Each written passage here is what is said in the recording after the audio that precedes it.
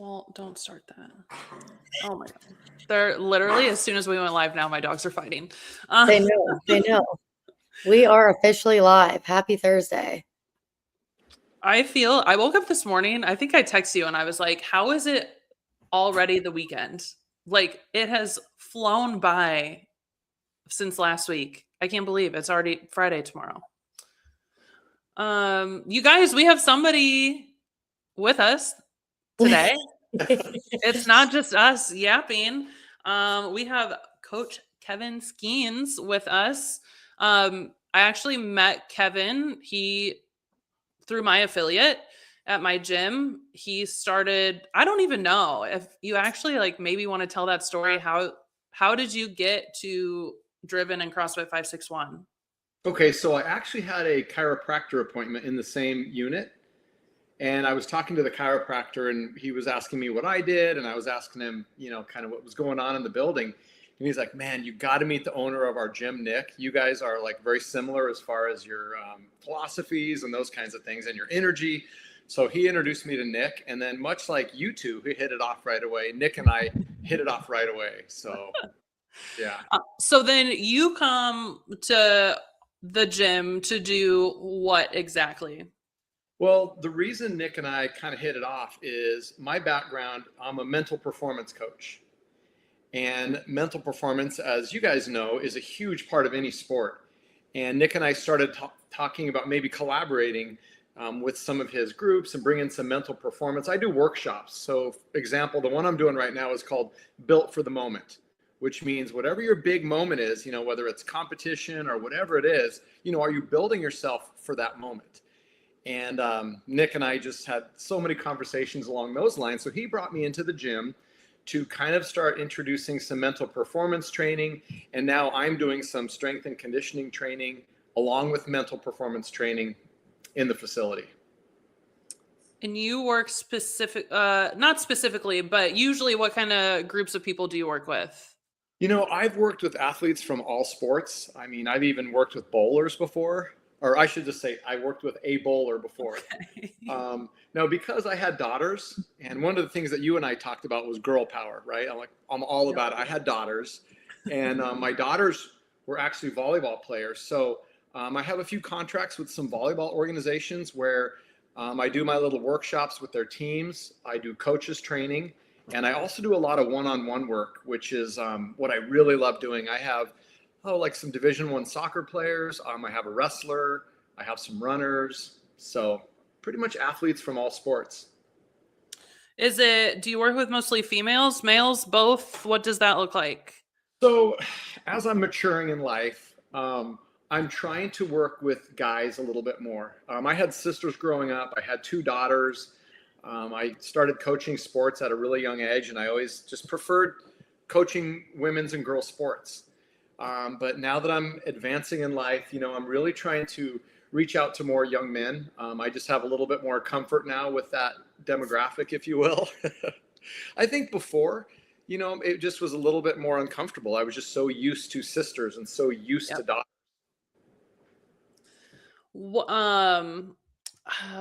That's kind of how me and you started connecting, is because even though you're not really in the CrossFit space, right? You're fairly new Correct. to the space. Once we started talking about what you do and then kind of what I've seen on the CrossFit side or experienced myself. Yeah. We kind of were making some connections of you see similar things in your athletes that you work with that maybe we see in the CrossFit space. And tell me like a little bit more about what it is if somebody were to come to you saying they need help, kind of what does mental toughness coaching look like? Okay, well, so you'll get a lot of opinions from all different people. Yep. So let me just tell you where mine kind of comes from in the philosophy. So it's based on 3 things. Number 1, positive psychology. Number 2, ancient wisdom. And number 3, neuroscience. So if I'm giving an athlete something, I want them to believe it scientifically. And I like to give examples and stories of people from the past that frankly kicked ass. The Spartans and a lot of the samurai culture. There's so much to be learned from the ancient warriors, because mentally, that was kind of the thing that they were really big on back then, was training the mind just as much as the body. And we've kind of gotten away from that. I think now maybe it's coming back around. So you have to understand, all my answers are going to come through the filter of positive psychology, ancient wisdom, and neuroscience. I love it. So I guess you asked me what I basically do. No, this is good. We like this. So what I try to do is get athletes, whatever sport it is, to not just hit their potential, because you can hit your potential just working hard and grinding.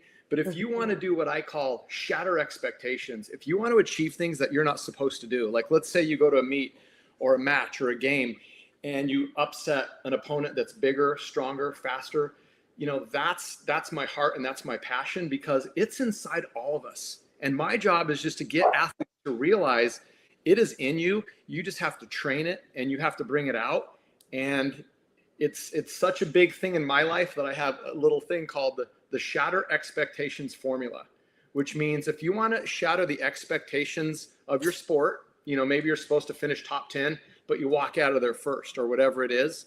Or if you wanted to shatter the expectations of life, maybe you're not supposed to achieve much because, you were abused and you came from a broken home and, you'll never really amount to much. That's BS as well. So those are the other expectations, that we can shatter if we train our brain. What is your educational background? So I went to school for sociology and sports psychology. And then my postgraduate work was through an organization called the International Mental Game Coaches Association. But for me, you guys, it's been one of those things that's been something that I just learned kind of along the way. Can I give you a real quick example? Yes, please. Okay. Of course. So when I was in high school, I played a lot of sports. And I mean, Kate, you've seen me. I'm 6 foot, probably 190. I've gained 50 pounds since high school. So Kate, if you can imagine my frame 50 pounds later, I was a twig, right? So I wanted to play college soccer. And I knew in order for me to compete at that level, I needed to have some sort of an edge. And I came across a poem. And I wasn't going to do this, but can I read you guys a poem? Yeah, please. Because this is, and maybe you've heard this. So anytime you hear the word man or men in this, you can think women, okay? Okay. This was written in the early 1900s. Okay. So if you think you are beaten, you are. If you think you dare not, you don't. If you'd like to win, but you think you can't, it's almost a cinch you won't. If you think you'll lose, you've lost. For out in this world we find success begins with a fellow's will. It's all in the state of mind. If you think you're outclassed, you are. If you've got to think to rise, you've got to be sure of yourself before you can ever win that prize. So the battles in life don't always go to the stronger or faster man, but sooner or later, the man who wins is the man who thinks he can. So I came across that poem when I was 17 years old, and I was like, I want to make varsity. So I went to the library because there was no internet, right? And I would get note cards, and I would go through books like The Power of the Subconscious Mind. There's another big book out there called Think and Grow Rich, not just rich financially, but just kind of rich internally. So I just kind of started ingesting all the stuff that works with mental training. And, not only did I make varsity at a young age, I had my biggest games against our arch rivals at the biggest moments. And it was like something just took over. I think I just entered that zone. You know how we talk about the zone? Mm-hmm. So these kind of miraculous things kind of start happening to me. And I just started getting hungrier to learn more and learn more and learn more. And then I took these principles into business. I started a company when I was 17 and I kept it for 30 years. I just got out of it not that long ago. Same kind of principles that you can use in business and life and CrossFit, whatever sport it is. And it really comes down to the way that we think, the power of our mind.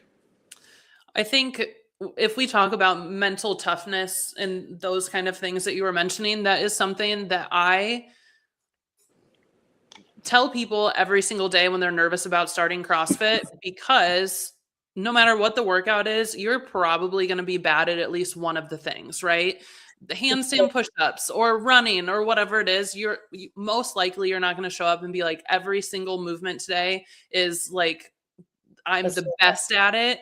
And you still show up knowing you're going to suck at something, and you continue to show up and do hard things over and over and over again every day. And I think that translates into, business, into your career, into your personal life.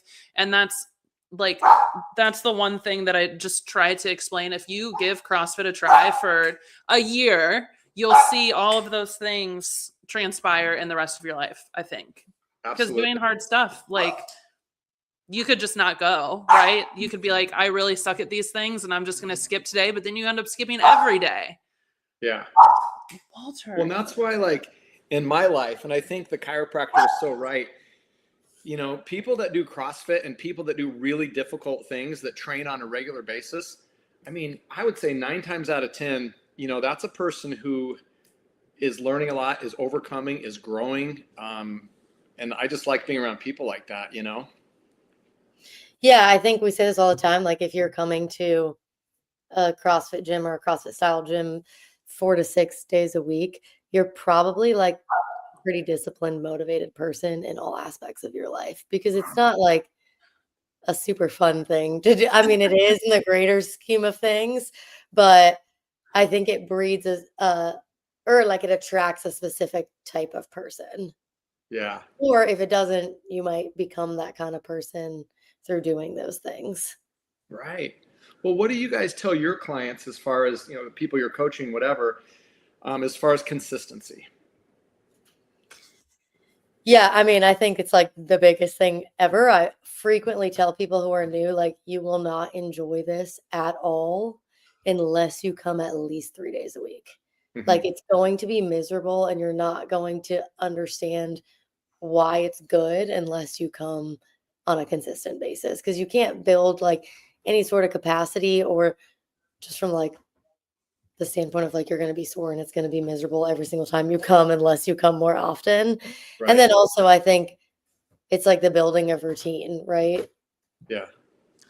That's what I tell people too, is, if you have a meeting on your schedule for work, you're going to go to the meeting. It's scheduled at 9 a.m. You're going to go. You're not going to miss it. If you have a dentist appointment at, 4:30, you're not going to miss it. It's on the schedule. And I try to encourage people to make their workout something like that. Like, hold yourself accountable, put it on your calendar, and act like it's anything else that would be important in your life. But a lot of times, and I just had this conversation at the gym yesterday, somebody showed up. They're like, I'm just not feeling it. I'm going to go home. And I'm like, you made it all the way here. A common misconception is that athletes or people who do this regularly are always motivated, and that's hardly ever the case, right? We're still tired, like our shoulder hurts or whatever the case may be. We didn't sleep well, we haven't eaten, and we have built up enough like consistency that we know we just need to show up and just do it and we'll feel better. But we always have a million excuses as to why we can't. Like, that is no different for anybody else, right? That's right. So I just tell them, like, just get here. That's the hardest part, is driving here, getting your foot in the door. And then especially for CrossFit, like, we do everything for you. We're going to lead you through the warm up. We're going to lead you through the workout for the whole 60 minutes. You don't even have to think about it. You just have to show up and do it. As opposed to, like LA Fitness or something, you walk in there and you're on your own, unless you're paying for a personal trainer. You got to figure out what to do for the next 60 minutes. But that's what I love about CrossFit, is it takes all the guesswork out of it. And you just got to show up, drive there and show up. That's right. I have a quote. I don't know where I heard it, but it was something like, anyone can go to the gym when they feel like it, but it's people that go when they don't are the ones that gets results. Yep, exactly. And I always think, Kevin, you asked me the other day, I was working out and you were there. This was like a few weeks ago now. And I think I was on the ski erg. And you're like, What are you thinking about when you're doing that? Yeah. I think I said nothing. I'm not thinking about anything. But it depends on what I'm doing, right? Like on the ski, I think I told you, like, I can do this. I'm not going to go to failure, right? I might go slower or faster, but like I can still do it. But if it was running, I'm trying to rationalize in my head, okay, I'm running 400 meters. I did 200 yesterday and that was easy. So I just have to do 200 more than I was doing yesterday. Like it's all like a mental game in my head in order to get me through the next 60 minutes or however long it was. Well, Is that normal? No, yeah, but let me ask you guys this. What percent of sports, CrossFit, whatever, do you think is mental? What percent do you think is mental? 75. Yeah, I was going to say somewhere around there. 70 to, yeah, because you have to have athleticism and a foundation of some sort of fitness, no matter what you do. Is there a real answer? Well, I want to get your opinion on my answer. Once again, everything is coming through my filter, right? Yep. So my theory is, and maybe this isn't true in the CrossFit space, maybe it's true in other sports, but I always say it's 100% mental. Here's why. Because before everything you do, it's preceded by a state of mind, right? Like you're not going to have your best day in the gym if your state of mind is like, you're doubtful and fearful and tired. And you're not going to have your worst day if you're like pumped and confident and believing in yourself. So that's what I always say is everything you do is preceded by a state of mind. Mm-hmm. So what do you guys think? I guess you could be the world's best athlete at whatever sport we're talking about, but if you don't take care of up here, then you could be never reach your full potential.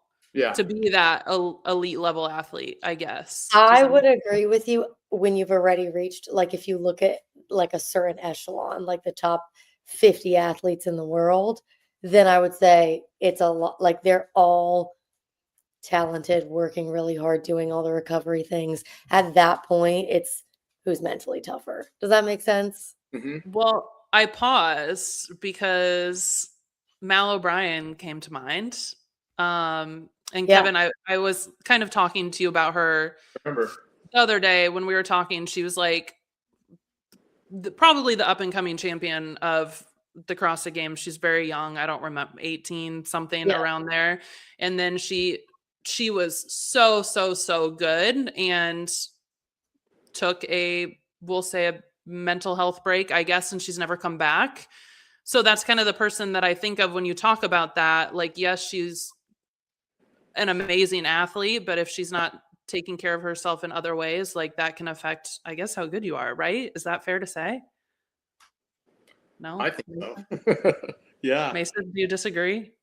No, I agree for sure. I mean, I think at that level, you have some God-given talent to get there. You have to have some, right? Like, I don't think you could have the best mindset in the world. There's some people that are just genetically different. But I think of those people, mindset, mental toughness probably matters the most. Sure. Does that make sense? Yeah, I get that. Yeah.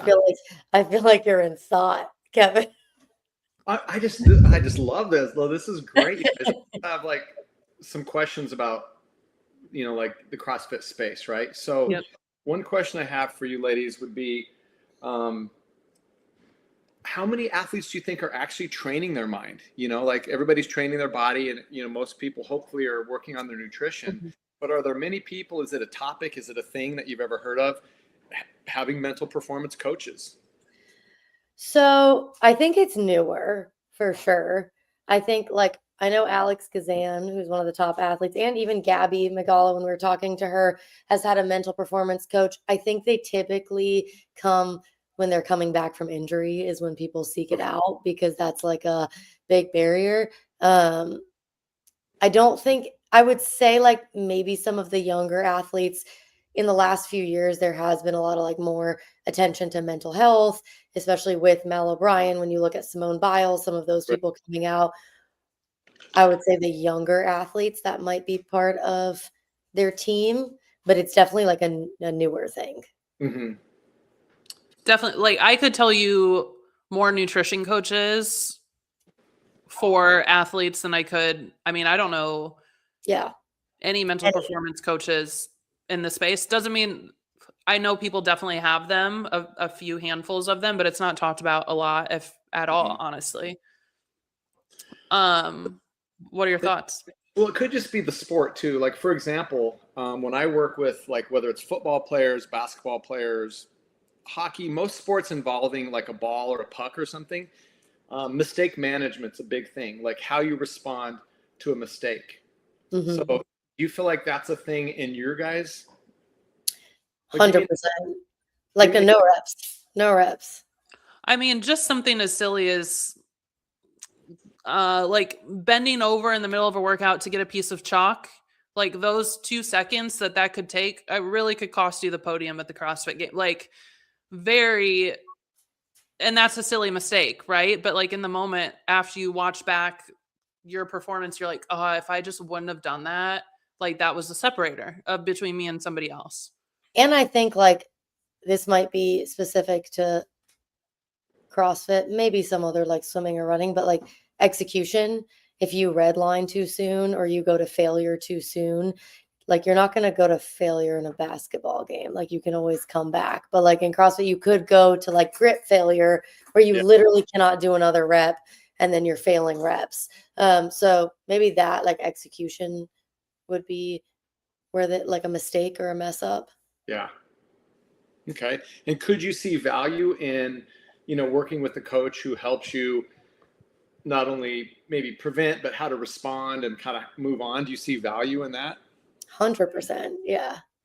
Especially in CrossFit, because if you're competing, you have back-to-back events. Like you may have 3, 4, I don't know, maybe even 5 events a day. So if you do poorly in your first event and you're upset and you're like mentally just upset with yourself, and you carry that into the next event, and then the next event, and then the next event, and then you look at the leaderboard and you see that you're not where you're like supposed, not where you want to be at the end of the day, and then you still have a whole nother day the following day of even more events. So sometimes it can like build on top. I'm assuming, I'm talking like have been to the freaking CrossFit games, but assuming that that just kind of builds like the negative energy or negative things time after time. So if you had somebody to be like, okay, this happened, whatever it is that you would say, like, let's figure out how to move forward so it doesn't affect the rest of the day's events or the rest of the weekend.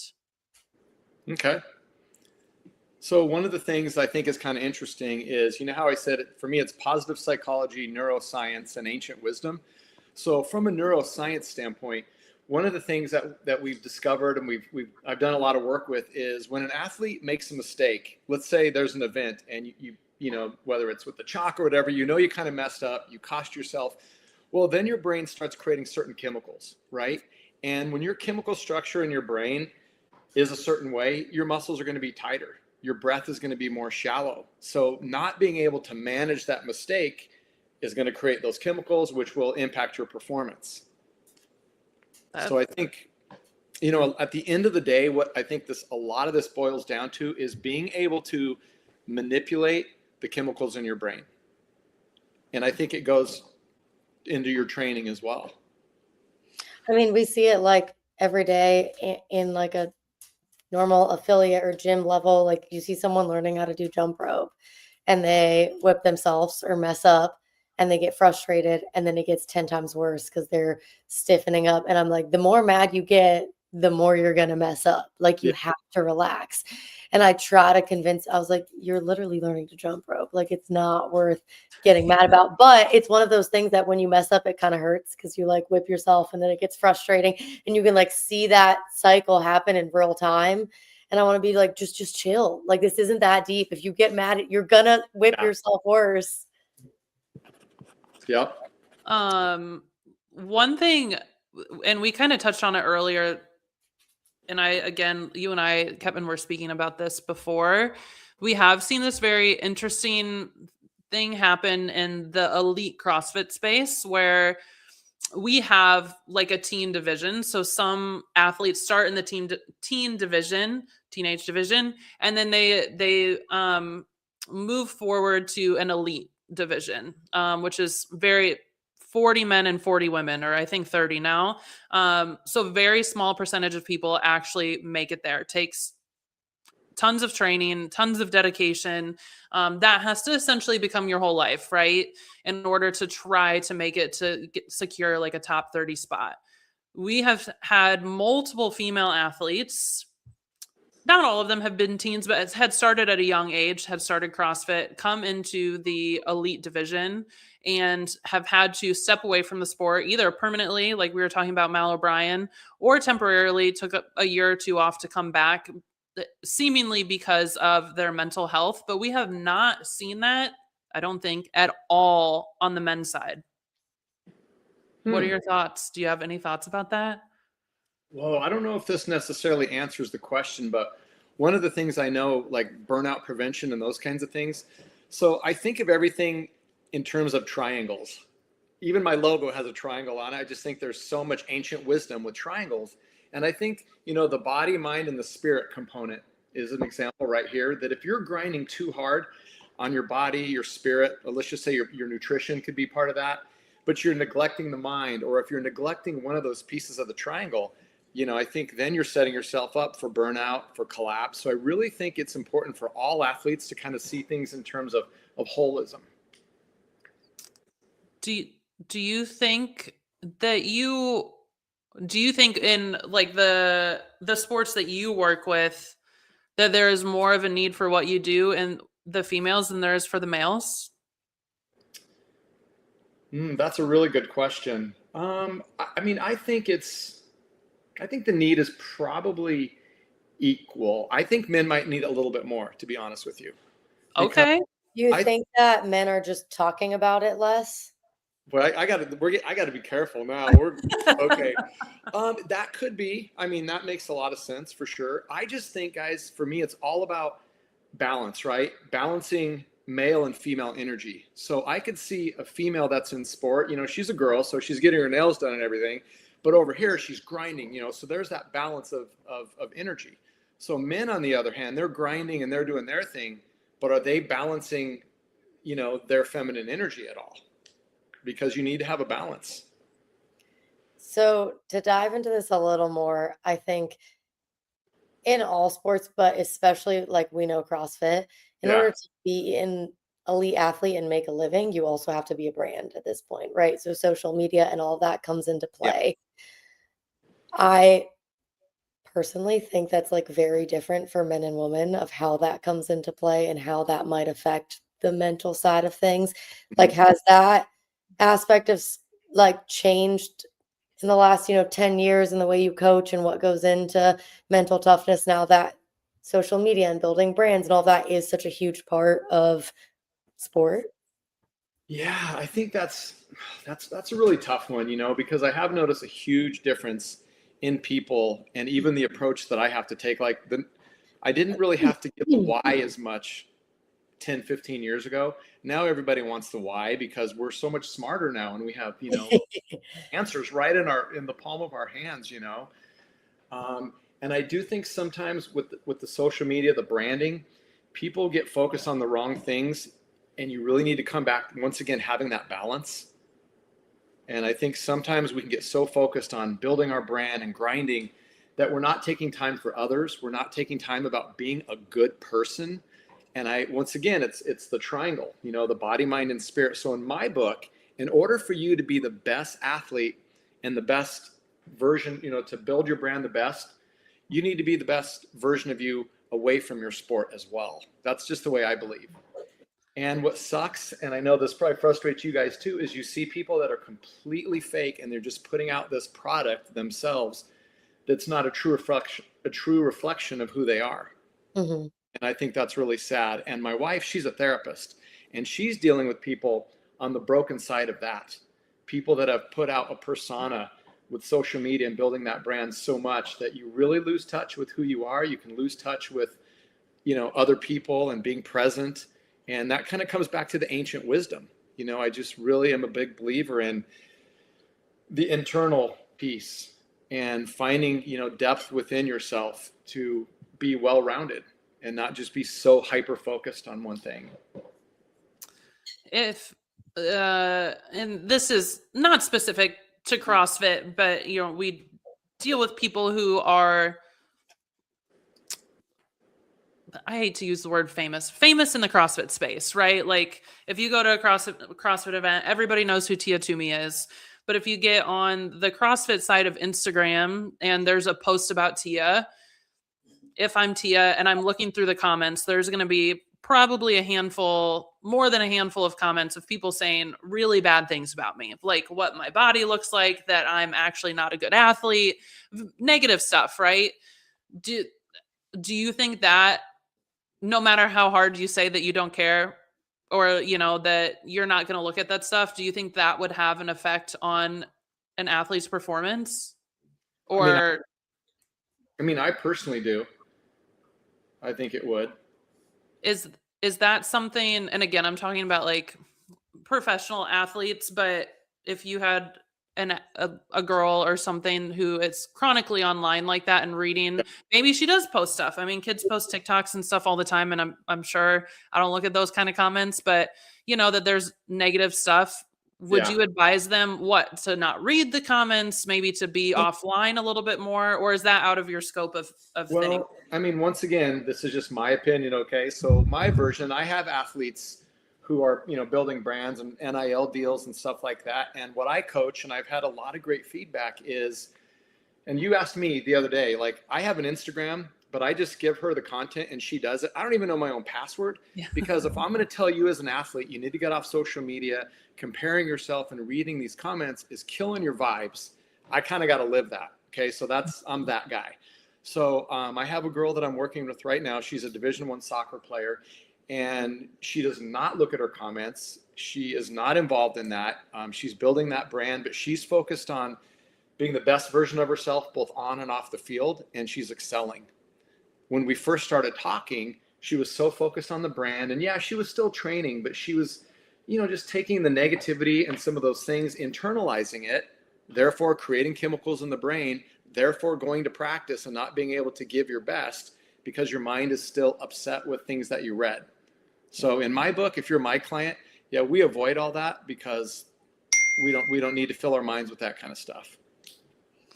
So Kate, correct me if I'm wrong, said you work with teen volleyball athletes. Is that? A lot of volleyball players I work with, yes. Okay. So I have a program that I run after school called Girls Gone Buff.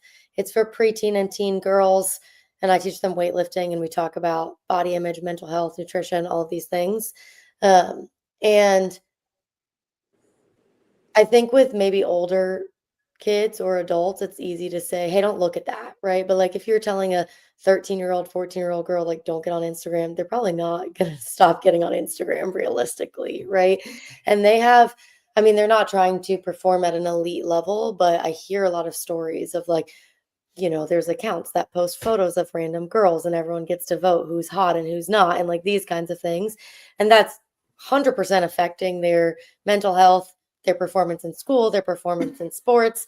And like my approach, I'm not like a therapist or a mental health coach, is more just talking about like what that means and why is that important or not important, and how can we care about things that don't have to do with physical appearance and showing them what their body's capable of. But like that's something where you can't just tell someone don't do it, right? So how do you, like, what is your approach to that scenario? So that's great. So I have other athletes, just like kind of what you're talking about. And, my job is to give athletes tools, like what tools work for you. And I think another athlete that I'm thinking of, we worked a lot on reframing. So reframing, as you know, is when you take a negative thought or a negative comment and you spin it into a positive, or you talk back to it. And if you work with me, everyone has a journal. And if let's say you get upset about something or someone says something bad about you, you simply reframe it, because there's a lot of power in what you guys know is if you write your goals down, you're like 30% more likely to achieve a goal just by writing it down. So there's power with a pen, right?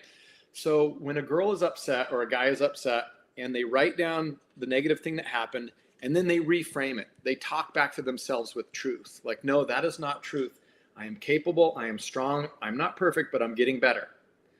If you get in the habit of reframing things, pretty soon that becomes the kind of person that you are, where you can just reframe things on the spot.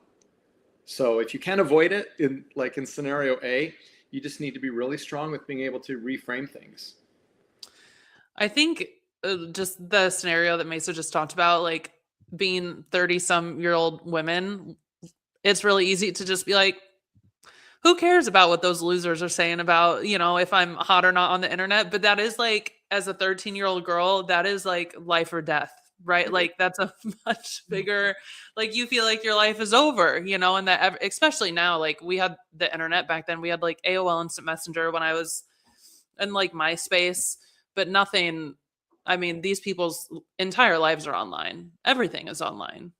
You can't hide from a mistake. Like people will post about it. Like there's no hiding there now. Right. It's right in front of everybody, millions and millions of people. That's scary. That's Yeah. scary. Um, do you run into female athletes that you work with that may have like body image issues or anything in that caliber? Yeah. And I try to be careful with that. If it's a lot of like the body image stuff as a guy coach, I can touch on it, but if I see that this is a very serious, I would refer them to my wife, who's a therapist, or, that's a little bit outside of my scope, just because as a guy, you just got to be careful with that kind of stuff, Sure. But I think I do see a lot of body image type stuff. And, one of the things I do, getting back to that positive psychology, is when I'm working with athletes is, just really building them up in who they are and what their accomplishment. And easier said than done, I know, but just by doing work in that arena, you have someone that's, making you write things about yourself or making you talk about your accomplishments. Because a lot of girls I've noticed, and I guess guys too, but in my world, a lot of girl athletes, they just don't give themselves enough credit. They don't celebrate their small wins. And if we can get athletes to celebrate their small wins, that confidence grows. And then that ability to overcome the negative feedback and those kinds of things, it even gets stronger. I say it's building your mental muscle. Mm-hmm. I love that. Going off that, actually, I just had a thought. Have you, because you said like 30 years now, you've been in this business longer, Yeah. I guess longer. There has definitely been a strong woman shift. Women are lifting weights now, and it's cool to be strong. They're in the gym trying to lift more than the men. Have you kind of seen that play out in the years that you've been doing this? I would hope for the better. Yeah. Oh, definitely. Yeah. I think it's been exciting to see girls, I think just overall having more confidence and just more self-belief. And I think now, women's sports are getting more funding, and, there's just, there's professional leagues now for women, which I think is awesome. So yeah, I've definitely seen a shift in that regard. I think the reason why I started CrossFit, and I've shared this on here before, but I can't remember if you and I have spoken about it, but I saw a girl I went to high school with. She lived in California because I'm from Illinois. And she had posted a picture of her like in the mirror with a sports bra, and she was ripped. And I was like, I have never seen a girl look like that before. That's not like doing bodybuilding shows, up on stage. And I'm like, whatever that is, like, I want to do exactly that. Like, how cool. I started doing like ring Yeah. muscle ups, and I'm like, I've never seen women do stuff like this. And that was really my driving force to get into CrossFit, because it was unlike anything I've ever seen. And it really the only space that I saw that women were really celebrated for being strong, having muscles, and being able to do really cool stuff. I love it. No, I love that. Yeah, and I say that all the time, that like there's nothing in my life that has even come close to the confidence that doing CrossFit and lifting barbells has over the last, decade of my life. I think, like Kate started, that bleeds into all aspects of your life. And I think it's so easy to tell girls, like, you're worth so much more than what you look like. But if they don't know, they don't know. When there's like objective measures, like, oh, I deadlifted 50 pounds and now I'm deadlifting 70 pounds at 12 years old. It's like, oh, my body can lift that weight. That's something I can objectively do that has nothing to do with the way that I look. And I think that over long periods of time just kind of builds an innate confidence that's like, um, like you can't really tell a girl that. They have to kind of see it for themselves. They have to see that their body's capable of doing something that's not looking pretty per se, right? And I think that's what's so cool about CrossFit is like it is so objective, right? Or lifting weights. Like you can objectively see yourself get stronger, lift more, lift heavier. And I think like I've seen like when the teen girls get into triple digits is like such a big deal. They think it's so cool. Like they're lifting 100 pounds. And I think that's something that they can see like, oh, my body is worth so much more than what it looks like. Yeah. Yeah. I love that. Well said. I get emotional about this stuff. I was thinking some of the one of the volleyball girls that come to our gym on Saturday, I think she's in 8th grade, and I was a sub coach one day for their strength and conditioning class, and she was like, yeah, the boys are weightlifting in the gym and I can lift more than them. And she's in 8th grade. And I was like, I was too scared to go into the weight room when I was in 8th grade. Like, that is not where girls went. Like, all the boys in football were in there lifting. And she was like, I can't believe he was only lifting 80 pounds. I can do 95. And I was like, heck yeah. I love that. Yeah. I remember one time I was coaching high school volleyball, and it was during the same season as boys football. It was a fall sport. And I've always really been big on plyometrics and push-ups with girls and abs. So we used to do this ab routine. And after doing it for about 2 weeks in the preseason, when the football boys would come in, we would start challenging them like to do leg lifts versus girls. And the girls would kick their butt. And it was so awesome. It was so cool to see. We need more of that. Yes. We definitely need more of that. But you guys, I got to tell you a story that popped up to me. You know how we're talking about, did I see a change in the last few years? Yeah. This is when I really realized the world was changing and social media was. I was meeting with this girl one-on-one, building her confidence in her sport. And she was telling me a story how her grandma, her mom, and herself, they went shopping for prom dresses. And she was telling me, they were trying on all these different dresses. And I could picture the whole thing, like the grandma and the mom sitting there and the girl coming in, 3 generations. So she picked out this dress and she wore it. And she was saying that people like were taking pictures of it and posting it and like, what an ugly dress. And I literally got emotional because in my mind, I was picturing, 3 generations of, oh, you look so beautiful. And some kids, disrespected it and said it was ugly and posted it. And I was getting upset. And I looked at the girl and she was just sitting there. And I was like, Colleen, doesn't that bother you? And she's like, Coach, that stuff happens all the time now. Desensitized a little bit. That was the word, desensitization right there. And it was at that moment, I'll never forget. I still get the chills when I talk about that I realized, things are different now. People are different than they were. It's so crazy, like working with teen girls, just the types of things that they tell me. I think like kids were mean when we were in middle school and high school, but like you went home and you escaped it. Now you go home and it's 10 times worse because they're getting online and they're saying things they would never say in real life, right? And that's like a concept that is really terrifying when they have no sense of like consequence or bigger picture, right? Like they're just saying, and then as a teen, everything, like you said, is forever. You don't have a sense that like things are going to change or that it's temporary. Yep. Someone says something and it is like just so normal to get these comments and to get people like, I can't remember at all anyone ever saying anything about what I wore really, because it was probably like a small comment and you moved on, not like people come to the internet and it's there forever. And I think that like from a mental health perspective, it's so much more difficult to be a teenager now than it was when we were kids. For sure. I say this all the time, like to parents that I talk to kids, like the best thing you can do is get your kid to do something active enough that they cannot be on a screen. So like weightlifting, they can't look at their phone while they're doing it.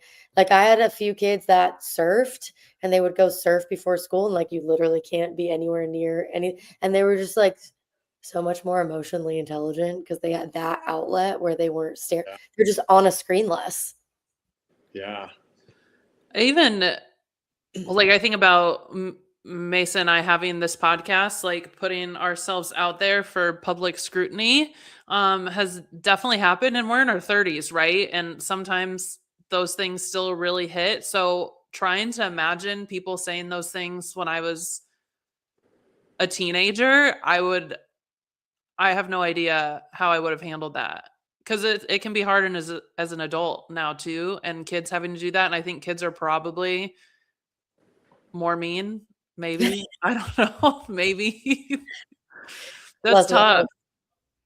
That's tough to handle at a Yeah. young age when you don't know any better. Because again, like, it seems like the end of the world. Yeah. You don't know that it is gonna get better, and these people are just losers. I call people, it's a term of endearment, but I do like the word loser. So Kate's favorite word. That's Uh, fun. so I know Kate had this idea and I kind of liked it. Like if me or Kate came to you wanting you to be our coach, what would our first conversation look like? Go ahead.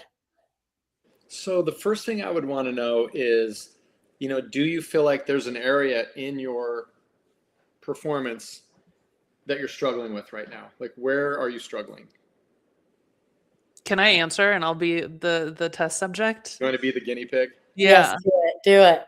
I am struggling right now because I have been really like peak fitness for myself. And I've kind of not let that go, just seasons of life is what I say, but I'm not where I was or where I would like to be. Um, so I'm having a little bit of trouble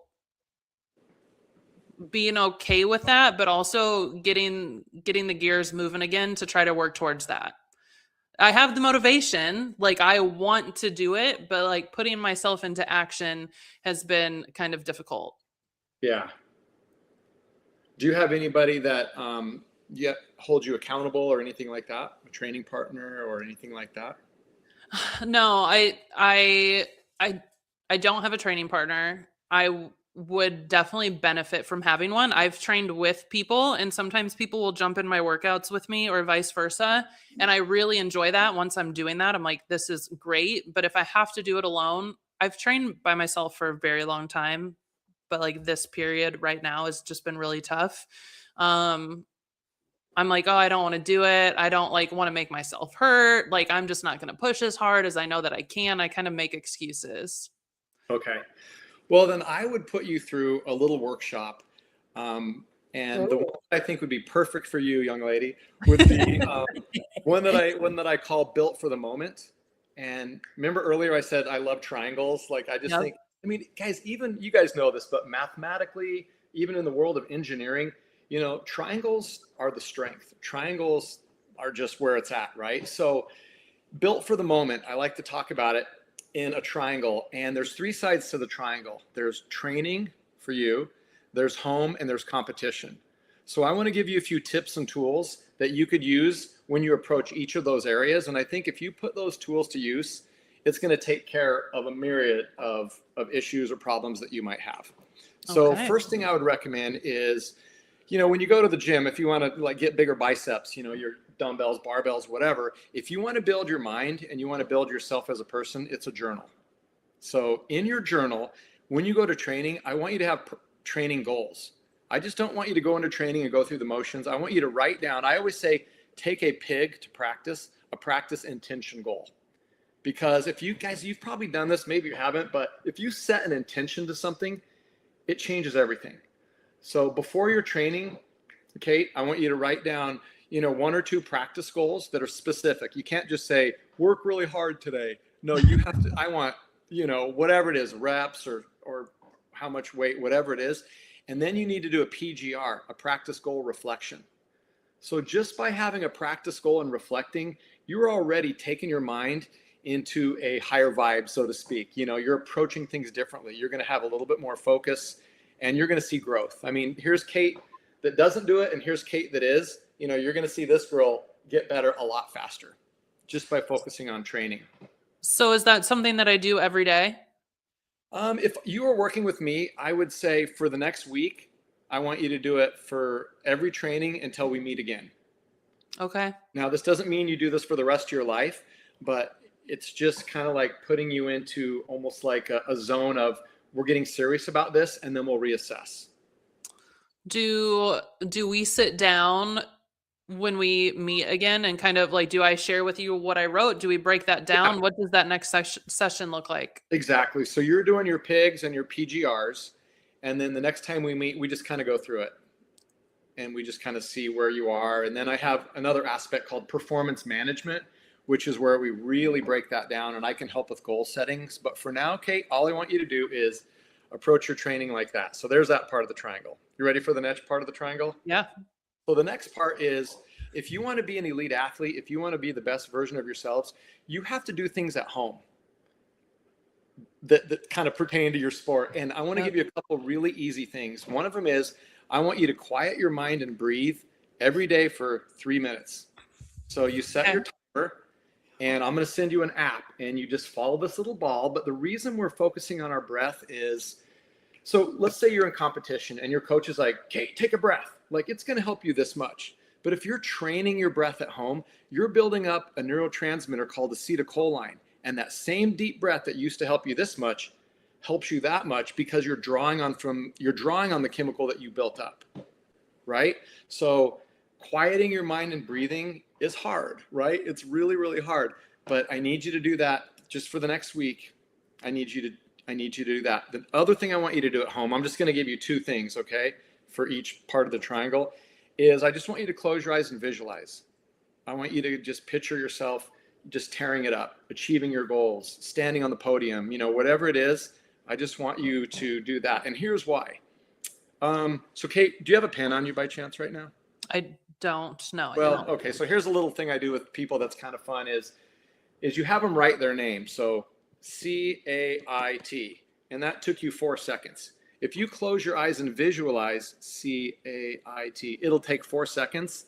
And the whole thinking behind that is, whether you're doing a competition or you're visualizing a competition, your brain activity is lighting up as if you were actually doing it.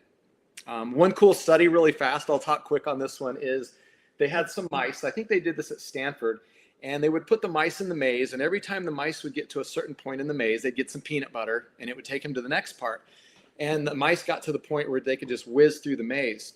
Well, the scientists were talking, and they looked over at the computers, and they're like, "Oh, we must have left it on," because they could see that, the electrodes were registering a movement, but the mice were actually asleep, but the mice were dreaming about the maze. So whether you're doing something or you're visualizing yourself doing it, science proves now, beyond the shadow of a doubt, you're getting mental reps. That's interesting. Isn't that a trip? Yeah. So, that could be a whole podcast, but that's what I need you to do at home now. Okay? You're just going to breathe for 3 minutes a day, and you're just going to visualize just for a minute. Just visualize for a minute. Okay. Then the third part of the triangle is competition. So you have to start approaching your competition differently. In the past, I'm kind of making this up. I'm acting like I know you more than I actually do. And if I'm way off, just go like this. But sometimes I feel like in competition, you're not finding the zone because you're in your front brain. Your front brain is analytical and it's critiquing, and you want to be in your front brain at practice or in training. But on game day or on competition day, you want to be in your back brain, your subconscious brain, where everything is just happening. You're keeping it light, you're keeping it free, you're smiling, you're keeping it loose, you're being friendly, because when you're creating those chemicals and you're in your back brain, that's when you do things to your best, because you're relaxed, you're not overthinking. Does that make sense? Mm-hmm. So one of the things I want you to do in your next competition is I want you to focus on the kind of teammate that you are. I want you to be greeting people. I want you to be giving people high fives. I want you to encourage people and just create just a really loose, fun vibe.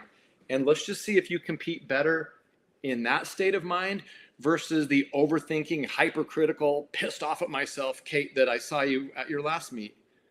And I even saw you flip someone off. You were a mess. Okay.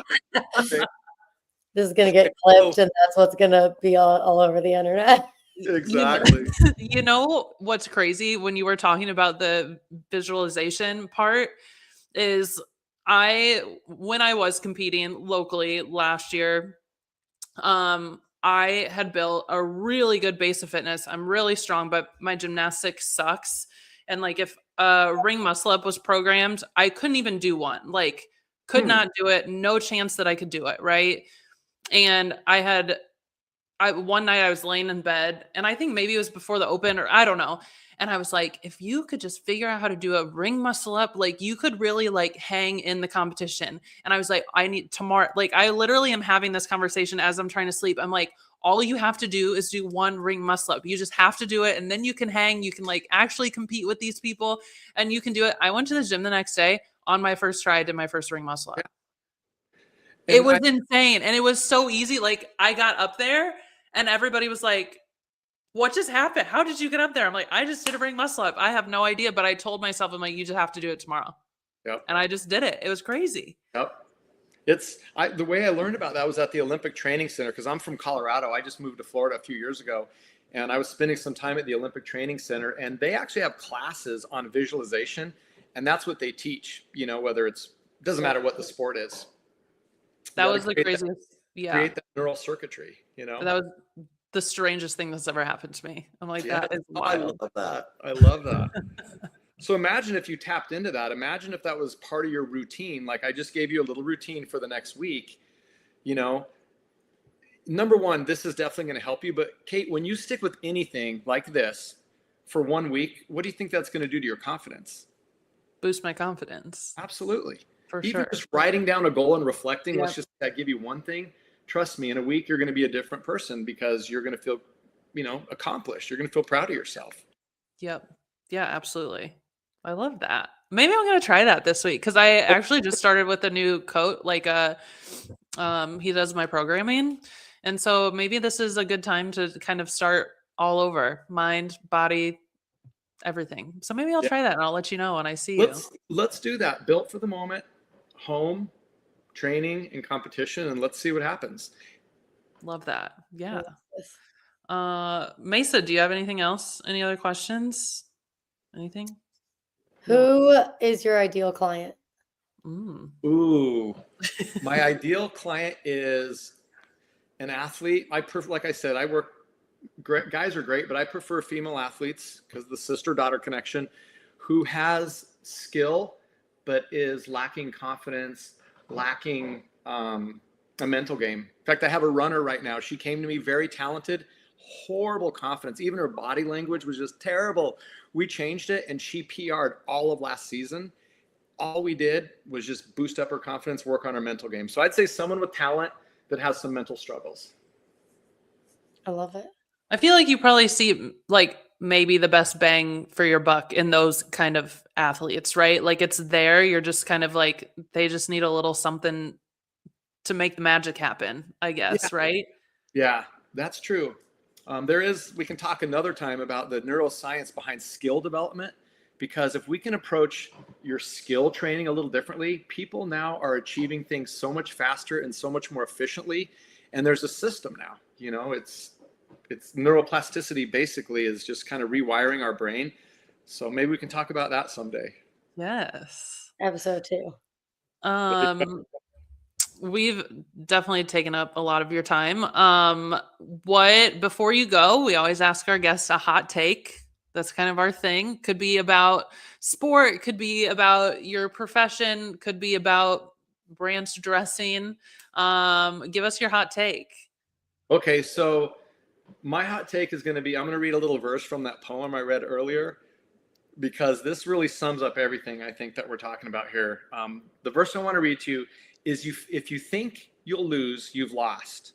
For in this world we find success begins with a fellow's will. It's all your state of mind.